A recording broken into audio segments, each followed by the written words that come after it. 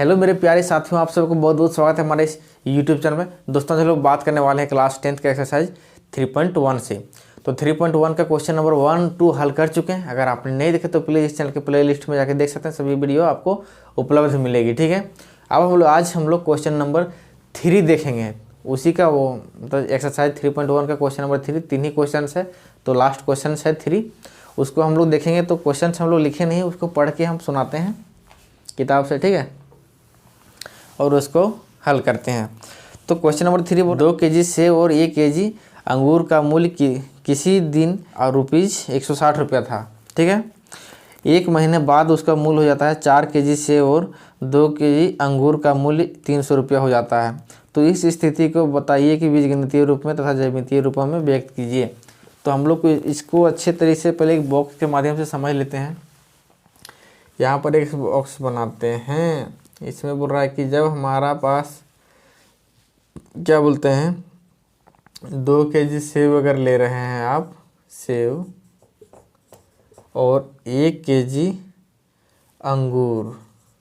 अंगूर, तो उसका प्राइस आपको पड़ रहा है ₹160। कितना पड़ रहा है? ₹160। ठीक है, अब हम लोग कुछ दिन बाद, जब 1 महीने बाद की बात कर रहा है यहाँ पर क्वेश्चंस में कि इसका दाम होता है क्या, 4 kg सेब लीजिएगा और 2 kg अंगूर लीजिए, तो उसका दाम हो जाता है ₹300। कितना होता है? ₹300। ठीक है, तो बताइए कि वह सेब, बताना नहीं, इसमें बताने वाला क्वेश्चन इसके बाद वाला चैप्टर में पढ़ेंगे कि बताइए एक्स का मूल्य कितना, वाई का मूल्य कितना, ये सब नहीं, केवल ग्राफ खींचने सिखा रहे कि इसका ग्राफ क्या होगा।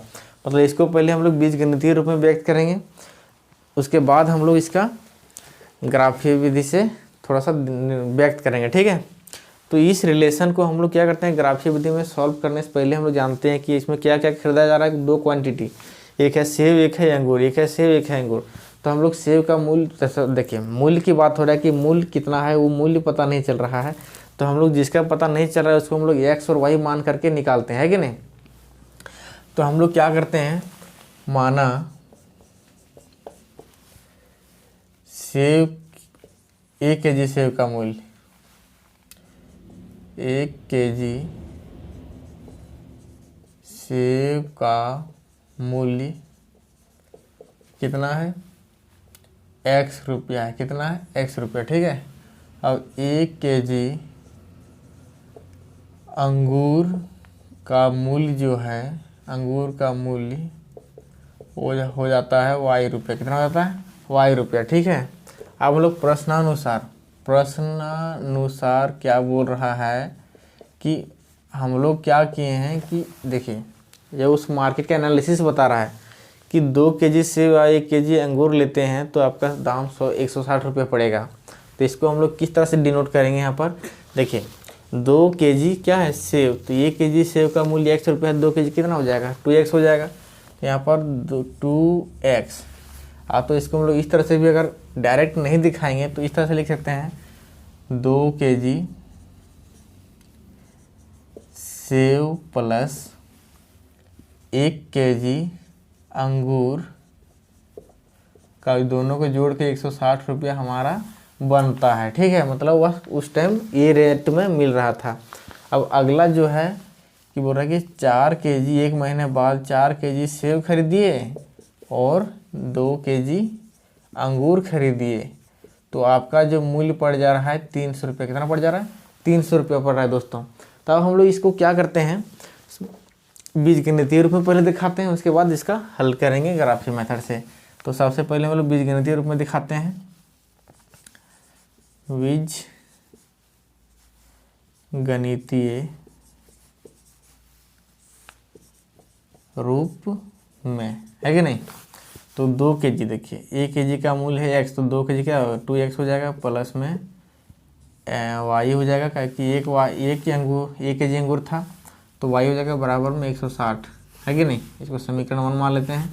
दूसरा में है 4 kg, तो 4x हो जाएगा, प्लस में 2 kg, तो y हो जाएगा बराबर 300। यहाँ पर देखिए तो कुछ कॉमन आ रहा है, 2 कॉमन आ रहा है, 2 आ रहा था, हटाइए 2 उसको, 2x प्लस वाई बराबर में 300, यानी कि 2x प्लस वाई बराबर क्या हो जाएगा 150, 150 हो जाएगा, 2 से कट जाएगा, तो ये हमारा दूसरा समीकरण निकल गया है कि नहीं। 2 हमारा निकल गया। अब हम लोग क्या करते हैं, इसका बीजगणितीय रूप में ये हो गया, दिखा दिए। अब हम लोग को इसके ग्राफीय रूप में व्यक्त करना है, ज्यामितीय रूप में क्या करना है, व्यक्त करना है। तो चलिए फटाफट इसको व्यक्त करने से पहले हम लोग क्या करते हैं कि इसका बॉक्स निकालते हैं। उस बॉक्स निकालना बहुत ही ज़रूरी है। ग्राफीय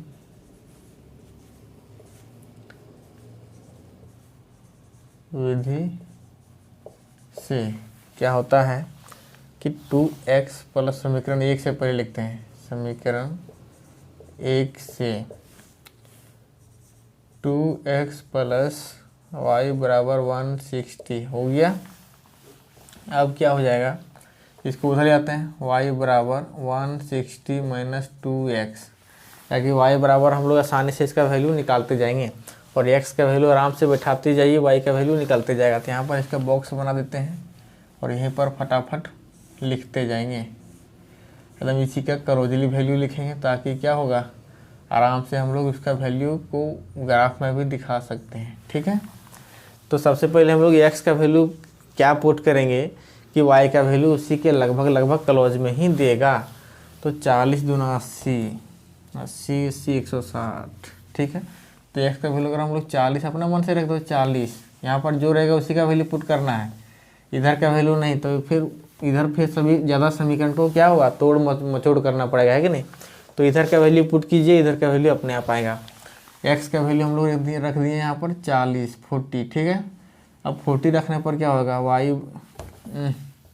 x बराबर 40 रखने पर y बराबर 160 माइनस 2 इंटू 40 बराबर क्या देगा, 160 माइनस 80 बराबर में 80 दे दिया, है कि नहीं। यानी कि x बराबर 40 रखेंगे तो y बराबर 80 दे दिया।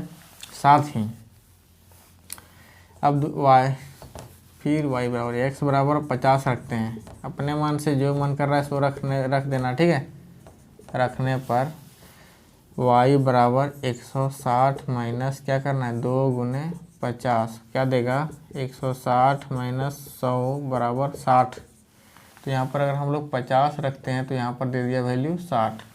अब हम लोग x बराबर रख देते हैं 50 रखते हैं, 60 रखते हैं, 60 रखने पर क्या देगा, y बराबर 160 माइनस 2 गुने 60 क्या देगा, 160 माइनस 120 बराबर क्या है 40। क्या होगा 40, यानी कि यहाँ पर 60 रखें तो यहाँ का वैल्यू क्या दिया, 40 दे दिया। ठीक है, अब इसका तो हो गया, बॉक्स निकल गया, तो ये सब का काम खत्म हो गया, काम तमाम हो गया ये सब का। तो ये सब को आप काट दीजिए, मिटा दीजिए, है कि नहीं। अब समीकरण 2 से हम लोग बॉक्स बनाएंगे। समीकरण 2 से हम लोग का क्या मिलता है, 2x प्लस का y बराबर 150, है कि नहीं। अब ये तो निकल गया, अब हम लोग y बराबर क्या लिख सकते हैं, 150 माइनस 2x लिख सकते हैं। इसका भी फटाफट हम लोग निकालते हैं, वैल्यू क्या देगा, x है ये y है। अब x बराबर हम लोग फिर वही वैल्यू रखते हैं, क्योंकि देखिए 160 है 150 दोनों एक दूसरे का क्लोजली में है। तो क्लोजली है तो हम लोग क्या करते हैं, इसका वैल्यू x का मान वही रखते हैं। x का मान 40 रख दिए तो क्या दिया, y का वैल्यू रखने पर y बराबर देगा 150 माइनस 2 इंटू 40 क्या दे देगा, 150 माइनस 80 मतलब 8 8 16 160 70। यहाँ पर देखिए x बराबर हम लोग रख दिए हैं 40, तो इधर दिया 70, क्या दिया 70, है कि नहीं। उससे 10 कम देगा, क्योंकि यहाँ 50 है, तो यहाँ पर हो जाएगा 70। दूसरा में है, अगर हम लोग x का मान 50 रखते हैं, रखने पर क्या देगा, y बराबर 150 माइनस 2 गुने 50 बराबर मतलब 150 माइनस 150 दे दिया। तो अगर यहाँ पर हम लोग रखते हैं 50 तो यहाँ पर दे देगा, यहाँ पर भी 50 दे दिया। ठीक है, एक और घर बनाना था, छोटा अब बना देते हैं इधर साइड में लोकल में। अब हम लोग यहाँ पर 60 रख दें, क्या रख दें 60। तो x का मान 60 रखने पर y का बराबर क्या देगा 150 माइनस 2 गुने 60 बराबर क्या है 150 माइनस 16 दूना 32 300। अच्छा 6 दूना 12 120 ना, ज़्यादा हम बढ़ देते हैं 30, क्या देगा 30, यानी कि यहाँ पर दे दिया 30। अब चलिए इसको हम लोग दिखाते हैं। ग्राफी विधि में हमारे पास बॉक्स निकल गया, बॉक्स ही तो मेन इंपॉर्टेंट है। बॉक्स निकल जाने पर हम लोग फटाफट इसका, अब हमारे पास ये जो ग्राफ बन के तैयार हो गया। अब इस ग्राफ में इसका वैल्यू पुट करेंगे हम लोग, समीकरण 1 समीकरण 2 का जो बॉक्स में है कि नहीं। तो देखिए पहला में जो है समीकरण 1 में x का वैल्यू 40 है, y का वैल्यू 80 है, मतलब 40 80 कहाँ निर्देशांक बिंदु होगा, x तरफ 40 y तरफ 80। तो जहाँ पर मिलेगा कटेगा वहाँ पर आपको क्या करना है पॉइंट बिठा दीजिए, ठीक है।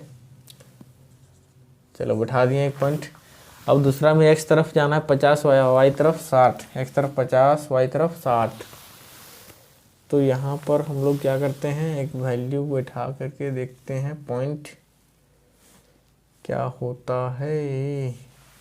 अब तीसरा में देखते हैं x तरफ 60 y तरफ 40, घटते जा रहा है, x तरफ 60 y तरफ 40, घटते जा रहा है, ये घटते जा रहा है। चलो घटते जा रहा है, घटा दिए। अगला दूसरा समीकरण में चलिए इसको खींच लेते हैं, ड्रॉ करिए देते हैं। चलो लाइन ठीक खींचाया ना। इस समीकरण 1 इसको मान लेते हैं, ठीक है। समीकरण 2 में बोले x 40, चलिए x 40 हो गया, y 70, y 70। अच्छा यहाँ पर हो रहा है क्या,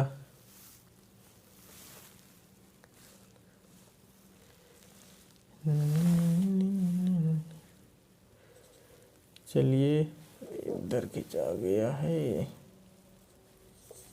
हो गया। तो बढ़िया से यहाँ करते हैं, पहला पॉइंट ये हो गया, ठीक है।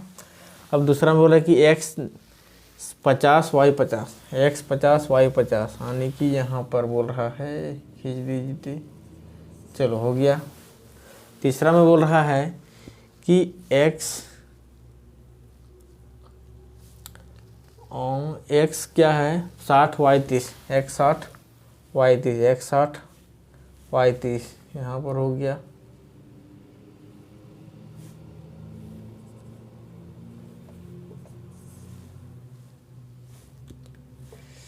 अब इसको हम लोग मिला देते हैं, तो एक अलग लाइन बनेगा मेरा, इधर से जाएगा, है कि नहीं। ये हो गया समीकरण 2। बस यही काम करना था दोस्तों, आपको बढ़िया से एकदम केयरफुली खींचना है, नहीं तो क्या हो सकता है यह क्वेश्चन गलत हो सकता है। तो चलिए फिर मिलते हैं अगले क्वेश्चन। अब क्वेश्चन पूरा कम्प्लीट हो गया, अब मिलते हैं एक्सरसाइज 3.2 में, ठीक है।